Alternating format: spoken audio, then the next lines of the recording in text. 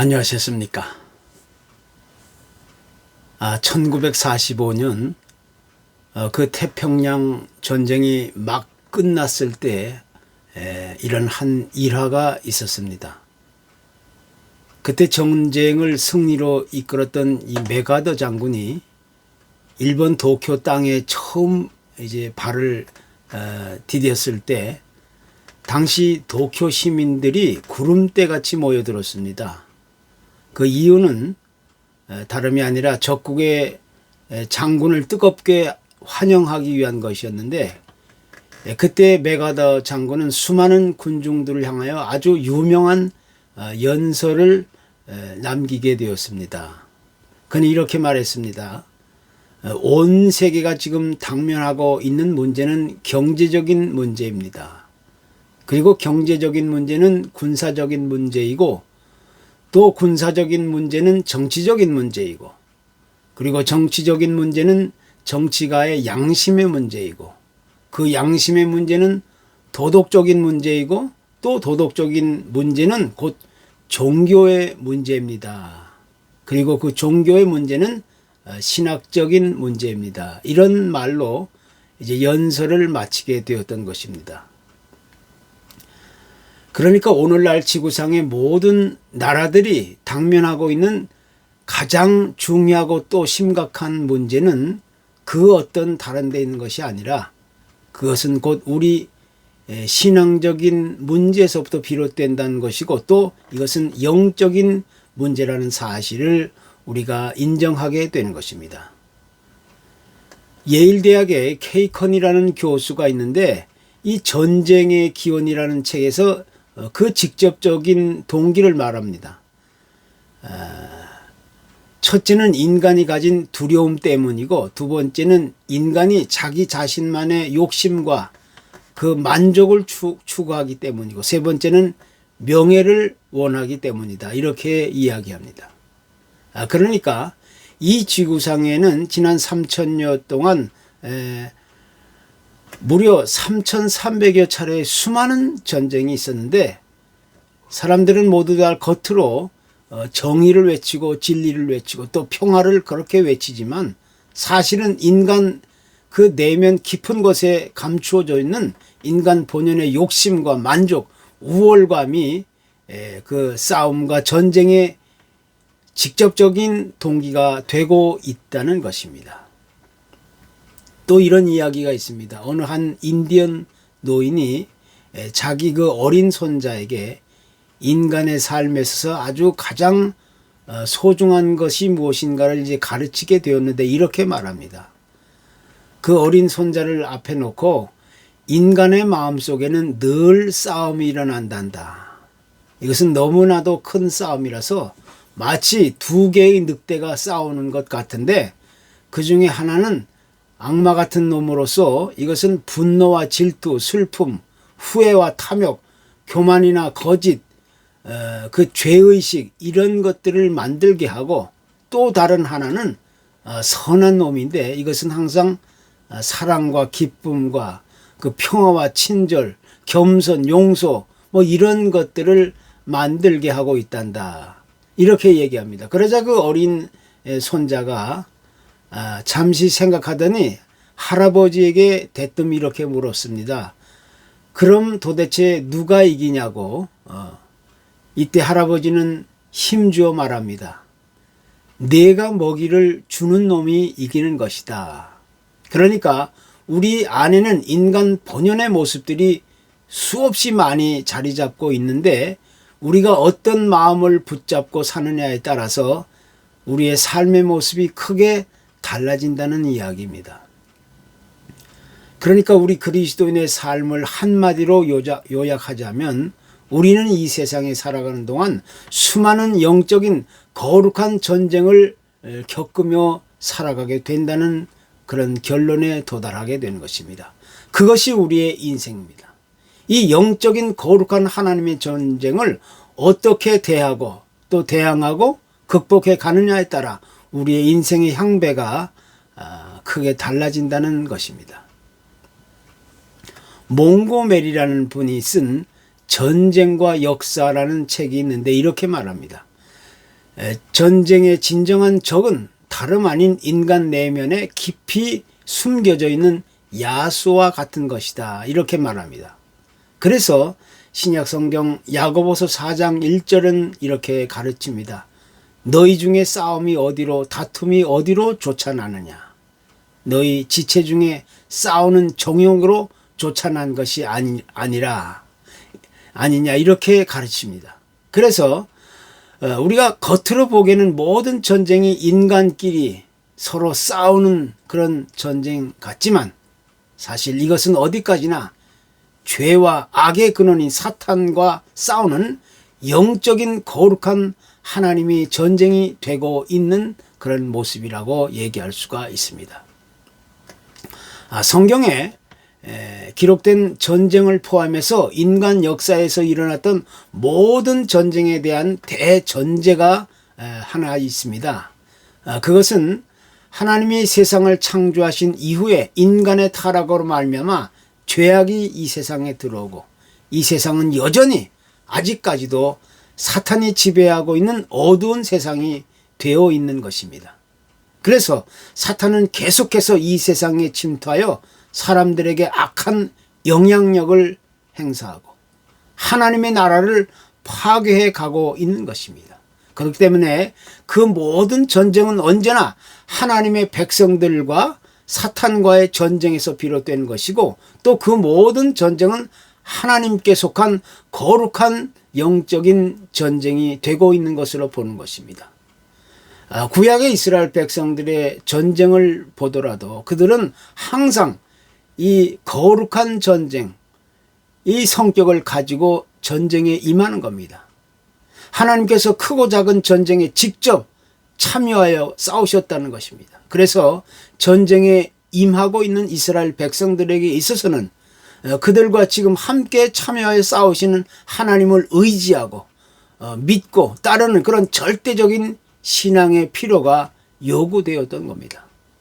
또한 그들에게 있어서 이 전쟁이란 하나님을 버리고 이방인들의 신을 섬기는 그 이스라엘 백성들에 대한 심판의 의미가 있는 것이고 또 하나님의 백성들을 괴롭히는 이방 국가들에게는 응징의 성격을 가지게 되는 겁니다.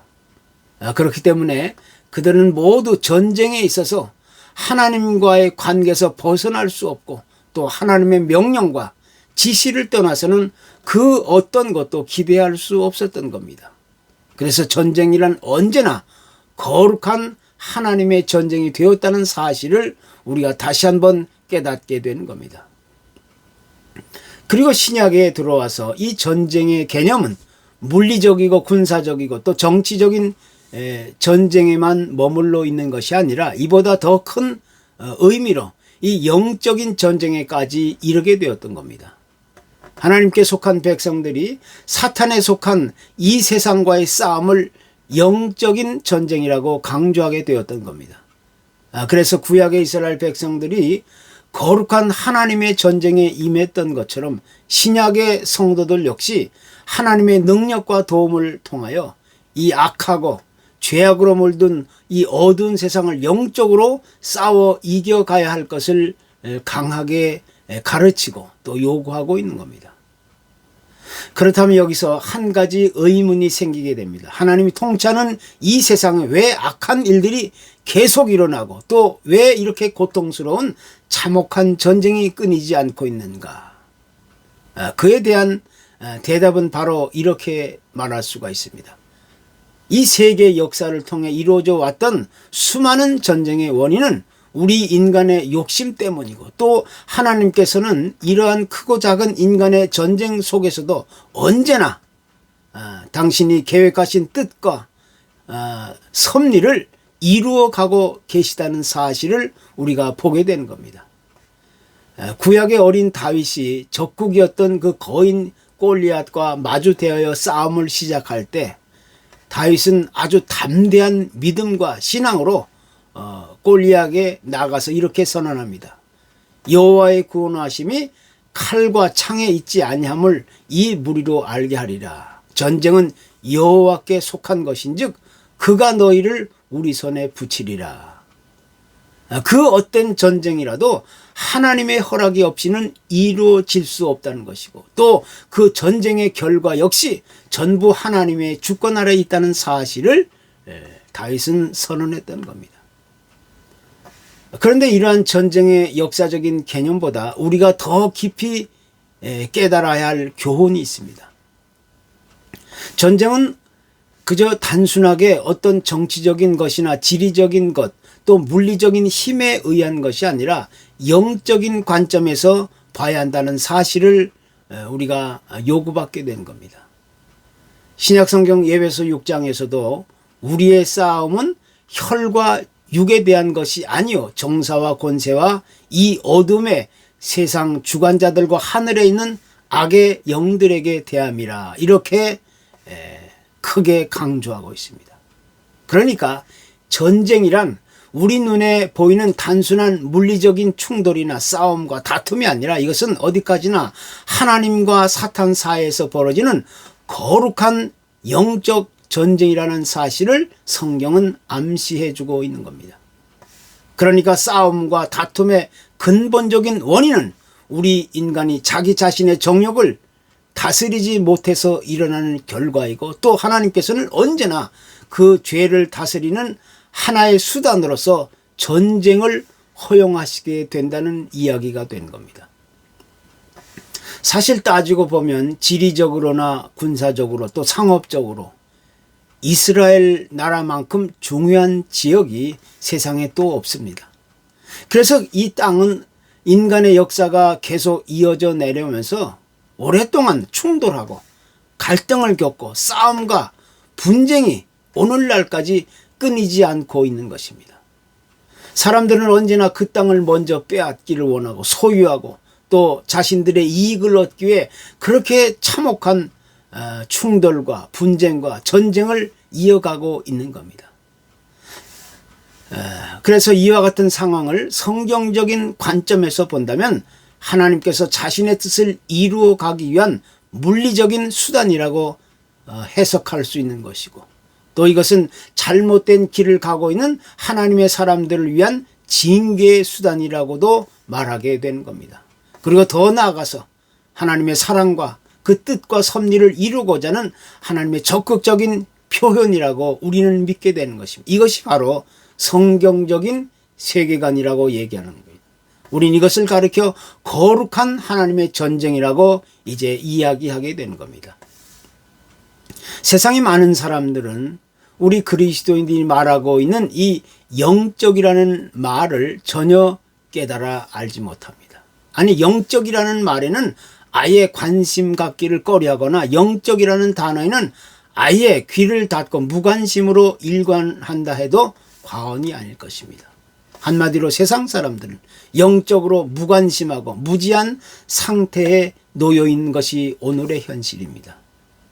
그러나 우리가 이 영적이라는 단어를 깨달아 알든지 알지 못하든지, 만약 우리가 예수 그리스도를 내 마음에 나의 구세주로 모셔드렸다면 그 순간부터 우리는 새로운 영적인 사람으로 거듭나게 되는 겁니다.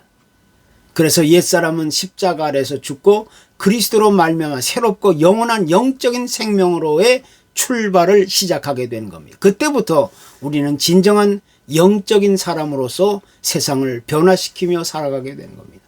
그리고 그때부터 우리는 죄와 악의 근원인 사탄과의 영적인 전쟁에 돌입하게 되는 것이고, 또 우리는 영적인 거룩한 하나님의 전쟁에 임하게 되는 것입니다. 이것이 곧 우리 그리스도인의 정체성이고 우리의 의무이고 책임이 되는 겁니다.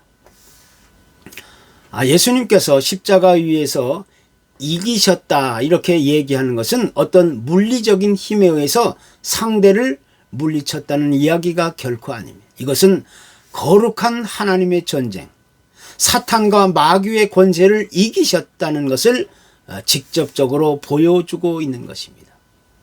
또 예수님께서 공생애를 시작하시기 직전에 40일간을 광야에서 금식을 하시며 사단에게 시험을 받으셨을 때에도 주님은 어떤 힘의 대결로, 물리적인 힘으로 사탄을 대결하고 이긴 것이 아니라 영적인 힘으로 사탄과 마귀의 권세를 이기셨다는 사실을 우리에게 보여주고 있습니다. 그렇기 때문에 우리 그리스도인의 영적인 싸움은 곧 하나님을 대적하고 있는 우리의 원수인 사탄과 마귀와의 영적인 싸움을 의미하고 있는 것입니다. 이것이 곧 거룩한 하나님의 전쟁이라고 얘기하게 되는 겁니다.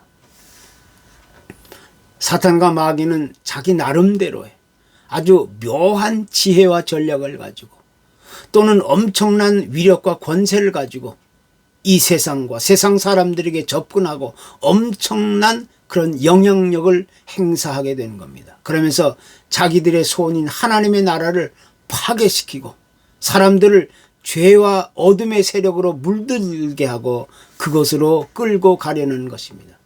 그래서 우리는 이 세상에 머물러 사는 동안에는 수많은 영적인 충돌과 갈등과 분쟁과 다툼과 싸움에 휘말리게 되는 겁니다. 이것을 가리켜 우리는 영적인 거룩한 하나님의 전쟁이라고 이야기하는 겁니다. 주님의 말씀 중에 이렇게 말한 적이 있습니다. 도적이 오는 것은 도둑질하고 죽이고 멸망시키려는 것뿐이다. 즉 사탄과 마귀는 우리 하나님의 백성들을 뺏어가고 도둑질하고 또 해를 끼치고 손해를 입히고 또 여러 가지 말할 수 없는 시련과 역경과 고통을 안겨다 주면서 할 수만 있으면 우리로 하여금 하나님의 권세 아래 있지 않고 자기 수하에 있기를 바라는 것입니다. 그래서 우리가 세상에 살아가는 동안에는 끊임없는 사탄과 마귀와의 영적인 싸움과 전쟁에 임할 수밖에 없는 겁니다.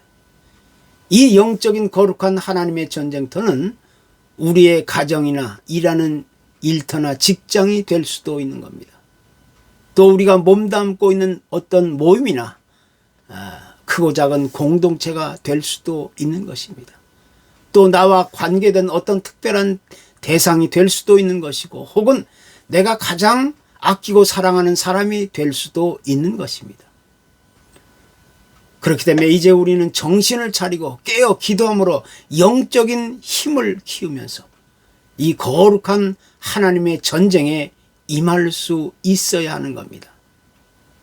이 전쟁에서 싸워 이기는 자들에게만 주님이 준비하신 승리의 면류관이 그들에게 주어지게 되는 것입니다.